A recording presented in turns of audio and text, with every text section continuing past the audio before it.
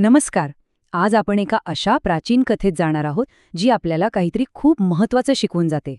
ही कथा आहे कच्चानी जातकाची, एका आईच्या भक्तीची आणि अखेरीस धर्माच्या विजयाची ही कथा. चला सुरुवातच एका अशा प्रश्नाने करूया जो खूप साधा वाटतो पण तितकाच अवघड आहे. विचार करा, जर कधी अशी वेळ आली की आपला जोडीदार आणि आपले आईवडील यांपैकी फक्त एकाची निवड करायची आहे, तर काय करावं? हो, हाच तो पेच आहे जो या कथेच्या अगदी केंद्रस्थानी आहे. आणि खरं सांगायचं तर हा प्रश्न प्रत्येकाला विचार करायला लावणारा आहे. पुढे जाण्याआधी एक गोष्ट पटकन समजून घेऊया. ही जातक कथा म्हणजे नेमकं काय?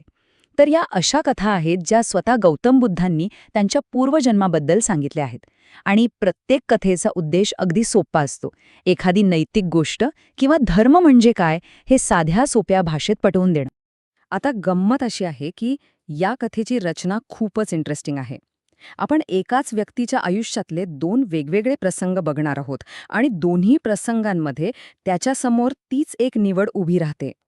इथेच बघा ना, एका जन्मात म्हणजे वर्तमान काळात तो मुलगा आपल्या आईची बाजू घेतो आणि त्याचा परिणाम कुटुंबात शांती नांदते. पण त्याच्याच पूर्वजन्मात तोच मुलगा बायकोची बाजू घेतो आणि मग संपूर्ण कुटुंबच विस्कटून जातं. ह्याच दोन निवडींची आणि त्यांच्या परिणामांची ही कथा आहे. चला तर मग आधी आजची कथा पाहूया. ती कथा जिथे मुलाने योग्य निर्णय घेतला. तर होतं काय की या कथेतली सून आपल्या सासूला घरातून घालवण्यासाठी अक्षरशः काहीही करायला तयार असते. ती मुद्दाम कधी खूप गरम, कधी थंड, तर कधी खारट जेवण देते, आंघोळीच्या वेळी त्रास देते. आणि एवढंच नाही, तर सासू किती अस्वच्छ आहे हे नवऱ्याला दाखवण्यासाठी घरात थुंकी आणि केस टाकते. तिचा एकच उद्देश असतो, नवऱ्याच्या मनात आईबद्दल विष कालवायचं. आता पत्नीच्या या रोजच्या कटकटीला कंटाळून तो मुलगा एक दिवशी एक पक्का निर्णय घेतो. तो सरळ आपल्या पत्नीला सांगतो, ऐक, तू अजून तरुण आहेस, तू तुझं पोट भरू शकतेस, पण माझी आई आता म्हातारी झालीये, कमजोर आहे आणि तिचा आधार फक्त मी आहे. त्यामुळे तुला जर हे पटत नसेल तर तू तुझ्या माहेरी जाऊ शकतेस. बघा किती स्पष्टपणे त्याने आपलं कर्तव्य ओळखलं आणि ते निवडलं. पतीचा हा ठामपणा बघून बायको चांगलीच घाबरते. तिच्या लक्षात येतं की आपला नवरा काही आपल्या आईला सोडणार नाही. मग काय, वेगळ्या होण्याच्या भीतीने ती आपला हट्ट सोडून देते आणि पुन्हा पूर्वीसारखीच सासूची सेवा करू लागते. म्हणजे बघा, एका योग्य निर्णयामुळे घरात परत शांतता आली. ही तर झाली योग्य निवडीची गोष्ट.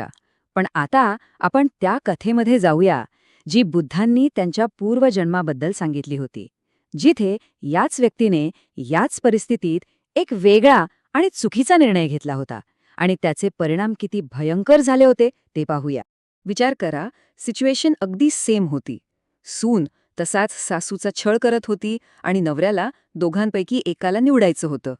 पण या जन्मात त्याने आपल्या बायकोचं ऐकलं. त्याने आपल्याच आईला खूप कठोरपणे सुनावलं.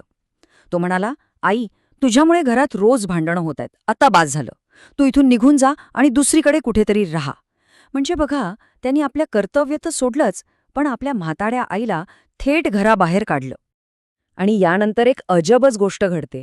ज्या क्षणी आईला घरातून हाकलून दिलं जातं, त्यानंतर लगेचच सुनेला मुलगा होतो.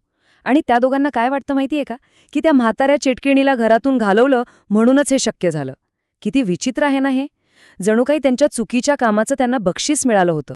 आता मुलाने घरातून काढलं आणि वर सुनेला मुलगा झाला.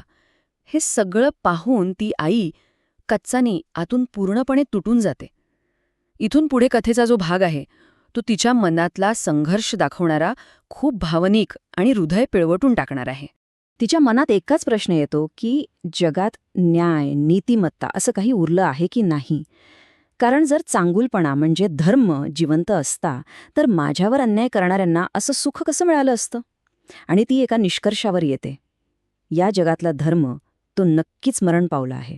आणि या निराशेच्या भरात ती एक टोकाचं पाऊल उचलते. एक विचित्र विधी करायचं ठरवते. ती थेट स्मशानभूमीत जाते. तिथे 3 माणसांच्या कवट्यांची चूल मांडते आणि त्या मृत झालेल्या धर्माला श्रद्धांजली म्हणून शेवटचा नैवेद्य तयार करू लागते. विचार करा, तिची मनस्थिती काय असेल. पण म्हणतात ना, जेव्हा धर्मावर असं संकट येतं तेव्हा कोणीतरी मदतीला धावून येतच. आणि इथेच या कथेत एक दैवी हस्तक्षेप होतो. एक अशी घटना घडते जी कच्चानीचा सगळा दृष्टिकोनच बदलून टाकणार असते. स्वर्गाचा राजा, देव शक्र, ज्याला बोधिसत्वाचा अवतारी मानलं जातं, तो हे सगळं पाहतो.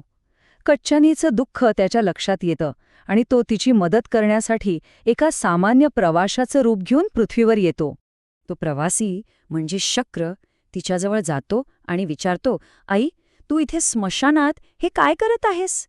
त्यावर कच्च्यानीचं उत्तर अगदी स्पष्ट असतं. ती म्हणते, धर्म मरण पावला आहे आणि मी त्याच्याच आठवणीत हा यज्ञ करत आहे.